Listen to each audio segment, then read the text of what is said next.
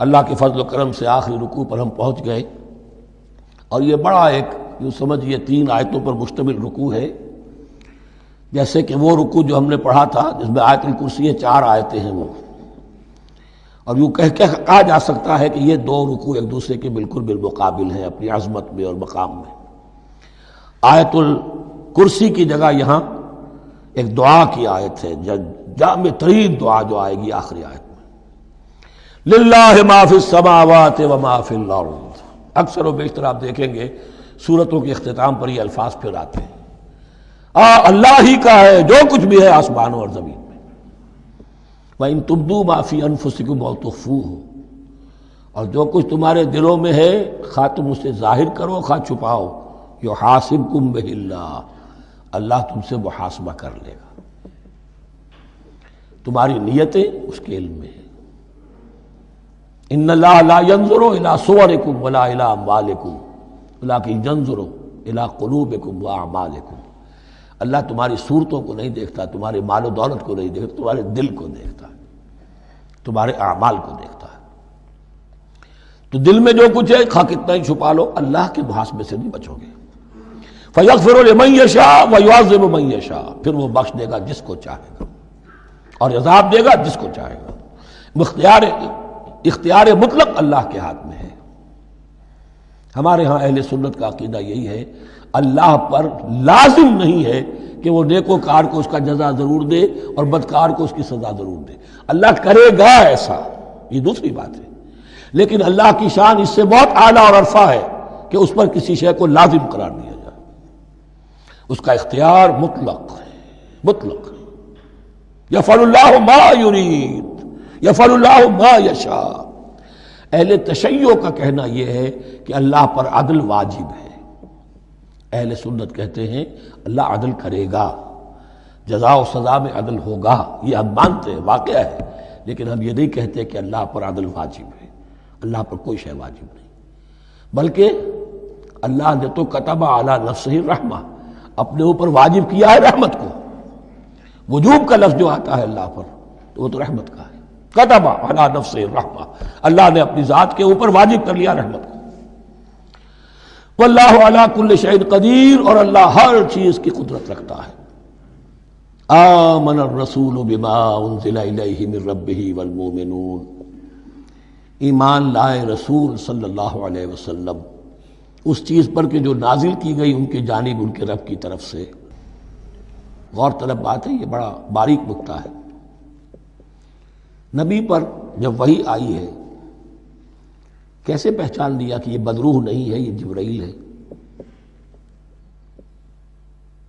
آخر کوئی اشتباہ بھی تو ہو سکتا تھا، پہلا تجربہ تھا، اس سے پہلے نہ آپ نے کہانت سیکھی، نہ آپ نے کوئی اور اس طرح کی نفسیاتی ایکسرسائزز کی، آپ تو کاروباری آدمی تھے، ایک بہت ہی بھرپور زندگی گزار رہے ہیں، اہل و عیال والے ہیں، کاروبار کر رہے ہیں، ہائی ایسٹ لیول کا کاروبار ہے، تو فطرت جو ہے وہ پہچانتی ہے۔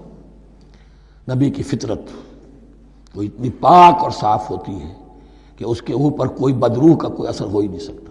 بہرحال ہمارے لیے بڑی تسکین کی بات ہے کہ اللہ تعالیٰ نے رسول کے ایمان کے تذکرے کے ساتھ ہمارے ایمان کا تذکرہ کیا۔ آمن الرسول بما انزل الیہ من ربہ والمؤمنون، ایمان لائے رسول صلی اللہ علیہ وسلم اس چیز پر جو نازل کی گئی ان کی جانب ان کے رب کی طرف سے، اور ایمان لائے صاحب ایمان۔ اللہم ربنا اجعلنا منہم، اللہم ربنا اجعلنا منہم۔ کل آمن باللہ وملائکتہ وکتبہ ورسلہ، یہ دوسرا مقام ہے سورہ بقرہ کے اندر جس میں ایمان کے جو اجزاء ہیں ان کو گنا گیا ہے۔ کچھ یاد ہے آیت البر، لیس البر ان تولوا وجوہکم قبل المشرق والمغرب ولکن البر من آمن باللہ والیوم الآخر والملائکۃ والکتاب والنبیین۔ یہاں بھی اسی طرح ہے، کل آمن باللہ وملائکتہ وکتبہ ورسلہ لا نفرق بین احد من رسلہ۔ اور یہ تیسری مرتبہ بات آ گئی ہے کہ رسولوں کے درمیان کوئی تفریق نہیں کی جائے گی۔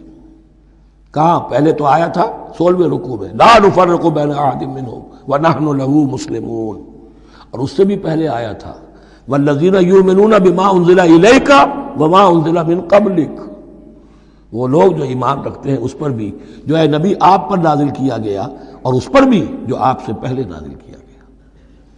لا نفرق بین احد من رسلہ، ہم اس کے رسولوں میں سے کسی کے مابین کوئی تفریق نہیں کرتے۔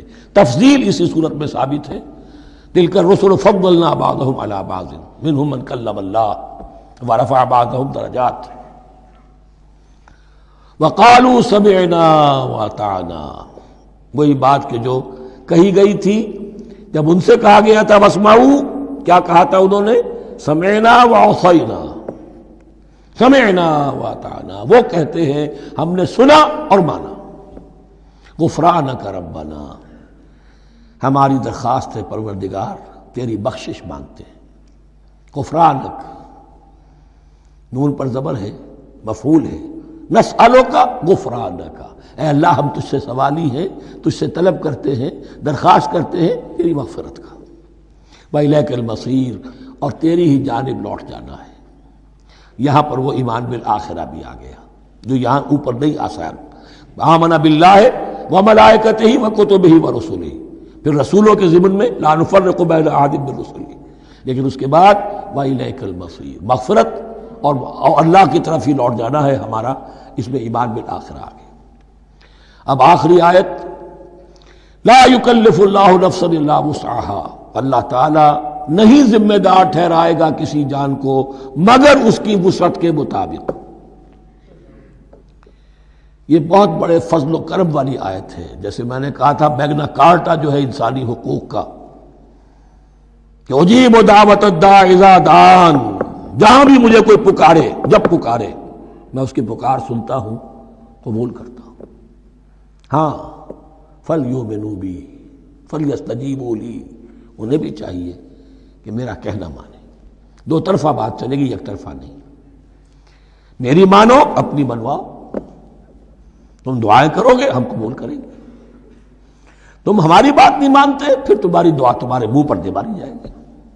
کرتے رہو قنوت نازلہ 40 دن کے 80 دن پڑھتے رہو، ڈھاکہ تو بیٹھ ہی جائے گا، بیٹھ گئے۔ یہودیوں سے شکست تو ہو ہی جائے گی، ہو گئی۔ کرتے رہو، حرمین میں پڑھتے رہو قنوت نازلہ، مکے میں پڑھو، مدینے میں پڑھو، پوری دنیا میں پڑھو۔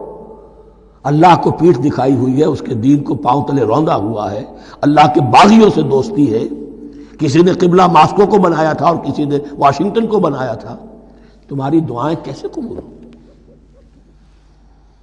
لیکن یہ جو آیت ہے یہ اس اعتبار سے بہت بڑی رحمت کی آیت ہے کہ اللہ تعالیٰ کے ہاں وہ اندھے کی لاٹھی والا معاملہ نہیں ہے کہ تمام انسانوں سے محاسبہ ایک ہی سطح پر ہو۔ اللہ جانتا ہے کس کی کتنی وسعت ہے، اور وسعت کن چیزوں سے بنتی ہے۔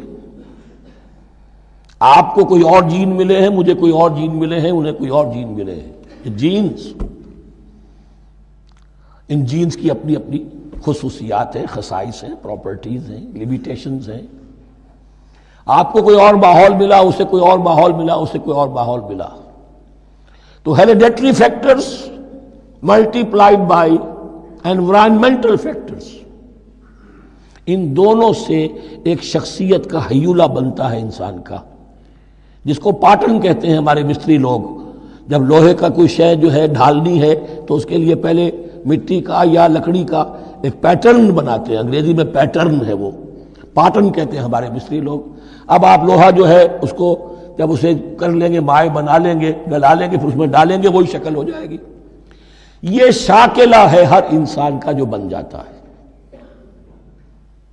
قُلْ كُلٌّ يَعْمَلُ عَلَى شَاكِلَتِهِ فَرَبُّكُمْ أَعْلَمُ بِمَنْ هُوَ أَهْدَىٰ سَبِيلًا۔ اس شاکلہ کے اندر اندر آپ کو محنت کرنی ہے۔ اللہ جانتا ہے کس کا شاکلہ وسیع تھا، کس کا شاکلہ تنگ تھا، کس کے جینز اعلیٰ تھے، کس کے جینز ادنا تھے، کس کے ہاں ذہانت زیادہ تھی، کس کے ہاں جسمانی قوت زیادہ تھی۔ جو بھی کچھ اس نے دیا ہے، جس کو وہاں ہم نے رکھا اس کو وہاں رکھا، اس نے وہاں تعلیم پائی، اس نے یہاں تعلیم پائی، جو بھی انوائرمنٹل فیکٹرز آئے ہیں، جو بھی جینیٹک فیکٹرز آئے ہیں، سب اللہ کے علم میں ہے۔ ان سب کو ملحوظ رکھ کے اللہ حساب لے گا۔ جو شاکلہ ہم نے تمہیں دیا تھا اس میں تم نے کیا کیا؟ ایک شخص کے اندر فرض کیجئے استعداد ہی ہے 20 درجے کی استعداد ہے، اس نے فرض کیجئے 18 درجے کام کر دیا، کامیاب ہو گیا۔ کسی میں استعداد 100 درجے کی تھی، اس نے 50 درجے کیا، ناکام ہو گیا۔ حالانکہ کمیت کے اعتبار سے 50 درجے زیادہ ہے 18 درجے سے، لیکن یہ 18 درجے کا کام وہ کر رہا ہے جس کے اندر استطاعت تھی ہی 20 کی، یا 18 ہی کی تھی، اس نے پوری کر دی۔ اور 50 درجے والا وہ جس کو اللہ نے دے رکھی تھی 1000 کی استطاعت۔